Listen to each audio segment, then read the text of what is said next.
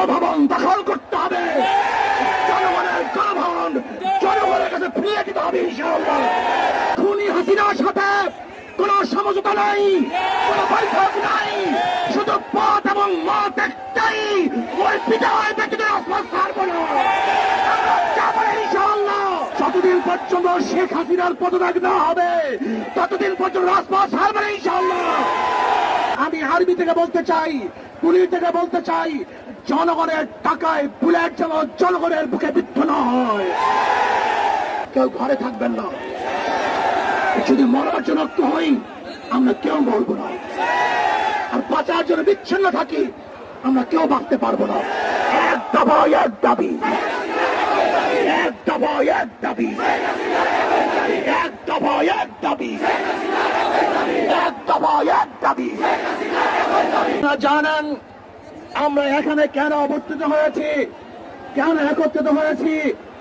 আজকে আমার ভাই রক্ত দিয়েছে, আমার ভাই জীবন দিয়েছে, আমার ভাই হসপিটালে ঢুকে ধরে মরছে, আমার ভাই জেলখানায় অবরুদ্ধ অবস্থায় আছে, আমার ভাই কবরের মধ্যে চলে গেছে। ওদের বিচার না করা পর্যন্ত রাজপথ ছাড়বে না ইনশাআল্লাহ। ভাই আমার, খুনি হাসিনার সাথে কোন সমঝোতা নাই, কোন বৈঠক নাই, শুধু পথ এবং মত একটাই, ওই বিজয় ব্যক্তিদের রাজপথ ছাড়বো না। আমরা যাবো ইনশাআল্লাহ। ভাই আমার, শেখ হাসিনা আমাদের রক্ত নিয়েছে, আমাদের জীবন নিয়ে সিনেমা খেলছে। আমি প্রশাসনের ভাই থেকে বলতে চাই, আমি আর্মি থেকে বলতে চাই, পুলিশ থেকে বলতে চাই, জনগণের টাকায় বুলেট যেন জনগণের বুকে বিদ্ধ না হয়। আপনারা জনগণের পাশে থাকবেন। ইসলামী আন্দোলন বাংলাদেশ এরশাদ চরমনাই প্রথম থেকে ছিল, আছে, থাকবে ইনশাআল্লাহ।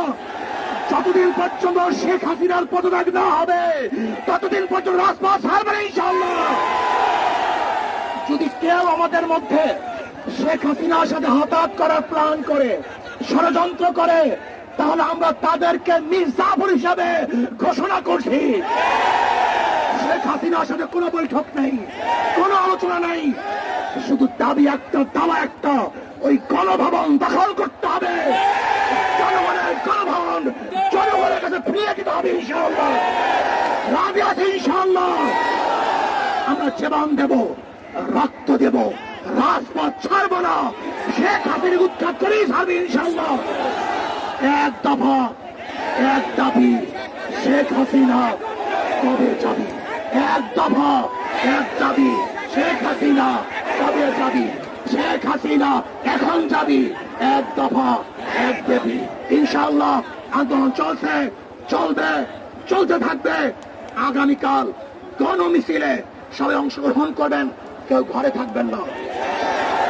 যদি মরার জন্য হই আমরা কেউ বলবো না, আর বাঁচার জন্য বিচ্ছিন্ন থাকি আমরা কেউ বাঁচতে পারবো না। এই সংগ্রামে ইনশাআল্লাহ আমরা সবাই আছি, থাকবো। কি রাজি আছেন ইনশাআল্লাহ? নারায়ে তাকবীর। এক দফা এক দাবি, এক দফা এক দাবি, এক দফা এক দাবি, এক দফা এক দাবি, এক দফা এক দাবি, এক দফা এক দাবি, এক দফা এক দাবি। আমার ভাই কবরে, খুনি কেন বাহিরে, খুনি কেন গদিতে, খুনি কেন গদিতে হবে।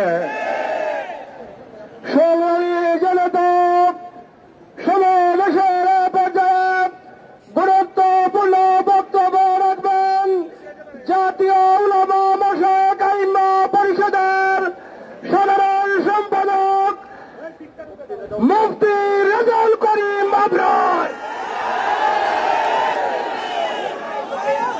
আসসালামু আলাইকুম ওয়া রাহমাতুল্লাহি ওয়া বারাকাতুহু। আমাদের ইতিহাস বলে আমরা যখন মাঠে নেমেছি, ইস্ট ইন্ডিয়া কোম্পানি আমাদের সাথে পারে নাই। ইস্ট ইন্ডিয়া কোম্পানির বিরুদ্ধে আমরা লড়াই করেছি 180 বছর। ইস্ট ইন্ডিয়া কোম্পানিকে পিটিয়ে আমরা বিদায় করেছি। পৃথিবীর কোন পরাশক্তি মজলুম জনতার সাথে লড়াই করে পারে নাই, আওয়ামী লীগও পারবে না ইনশাআল্লাহ। আমরা ছাত্রলীগ, যুবলীগ, আওয়ামী লীগের ভাইদেরকে বলবো, তোমাদের নেতাদের বিদেশের ভিসা আছে, তারা কিন্তু অলরেডি পলায়ন করা শুরু করেছে, তারা দেশ ছেড়ে বেগম পাড়ায় চলে যাবে। কিন্তু তোমাদের কোনো বেগম পাড়া নাই, তোমাদের ব্যাংক ব্যালেন্স নাই, তোমাদের টাকা নাই। এই দেশের মানুষের সাথে তোমরা যদি বসবাস করতে চাও, তাহলে এই দেশের মুক্তিকামী মানুষের সাথে তোমরা মাঠে নেমে আসো। এই দেশের মানুষ ব্রিটিশদেরকে যেভাবে পরাজিত করেছে, তোমাদেরকে দেশ থেকে বের করে দিবে ইনশাআল্লাহ। সময় এসেছে, আমি বাংলাদেশের মুক্তিকামী মানুষদেরকে বলতে চাই, এখন আর আমাদের কোনো পরিচয় নাই। সব পরিচয়কে পায়ের তলায় পিষ্ট করে এবারে আমাদের পরিচয়, আমরা আলেম বলি, জনসাধারণ বলি, কৃষক বলি, চাকরিজীবী বলি, আমাদের সবার এবারে সংগ্রাম হবে ইনসাফ এবং ন্যায়ের বাংলাদেশ প্রতিষ্ঠা করা। ইনসাফ এবং ন্যায়ের বাংলাদেশ প্রতিষ্ঠা করার জন্য, পীর সাহেব চরমনায় হাতকে শক্তিশালী করার জন্য আমাদের নেতৃবৃন্দের ডাকে যদি রক্ত দেওয়ার প্রয়োজন হয়, আমরা রেডি আছি তো ইনশাআল্লাহ। ভাই একটা কথা বলি, আমরা আওয়াজ পাচ্ছি পিছনে বোধহয় কেউ গাছের ডাল ভাঙছেন। খবরদার, কোন গাছের ডাল কেউ ভাঙবেন না, কোন গাছের ডাল কেউ ভাঙবেন না। যদি আমাদের এই নির্দেশ না মানেন, আমরা ধরে নেব যে আপনারা আমাদের এই প্রোগ্রামে হয়তো বিশৃঙ্খলা সৃষ্টির জন্য এসেছেন। কেউ এই গাছের ডাল ভাঙবেন না। সংগ্রামী জনতা, এ পর্যায়ে বক্তব্য রাখবেন ইসলামী আন্দোলন বাংলাদেশ ঢাকা মহানগর দক্ষিণের সংগ্রামী সেক্রেটারি ডক্টর শহীদুল ইসলাম।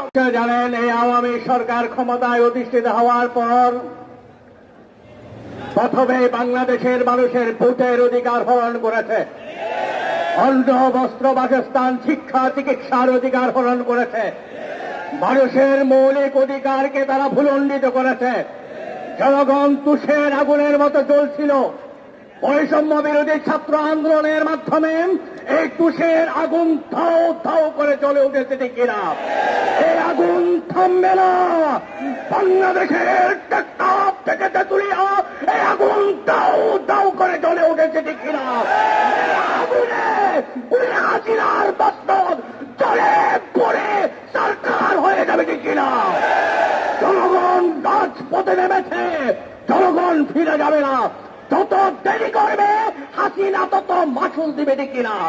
যত সেকেন্ড যাবে, যত মুহূর্ত যাবে, এই মুহূর্তের হিসাব এই কুলি হাসিনাকে দিতে হবে, ঠিক কিনা? এই জন্য আহ্বান জানাবো, দ্রুত ভারতে পালিয়ে যান অথবা লজ্জা অপমানে আত্মহত্যা করুন। সংগ্রামী জনতা, সমাবেশের পর্যায়ে বক্তব্য রাখবেন ইসলামী আন্দোলন বাংলাদেশের কেন্দ্রীয় সংগ্রামী জনতা,